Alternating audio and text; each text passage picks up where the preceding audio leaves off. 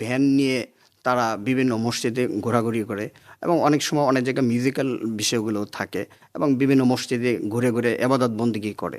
এটা কি করা উচিত কিনা বা তারা যা করছে সেটা কি ঠিক করছে কিনা? হ্যাঁ, দেখুন, খেয়াল রাখতে হবে যেন এবাদত বন্দেগীর পর্যায়েই থাকে।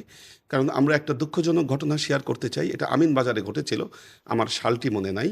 শবে বরাতের রাতে ঘুরতে গিয়েছিল কয়েকজন ছেলে এবং যাওয়ার মেরে পরে ফেলছিল। তাদেরকে মেরে ফেলা হয়েছিল এবং যারা মাদক ব্যবসায়ী তারা মসজিদে ঘোষণা দিয়ে তাদেরকে ধরে তাদেরকে মেরে ফেলা হয়। তো আমরা বলব এটা অবশ্যই এ রাতে ছেলেপেলেরা মসজিদে যাবে বা এক মসজিদ থেকে আরেক মসজিদে ঘুরলেও কোনো সমস্যা নেই, কিন্তু খেয়াল রাখতে হবে তাদের নিরাপত্তার বিষয়। তারা যেন মাদক অথবা এই রাতকে কেন্দ্র করে যেন মানে গর্হিত কোনো কিছু না করে ফেলে, এই দিকে খেয়াল রাখতে হবে।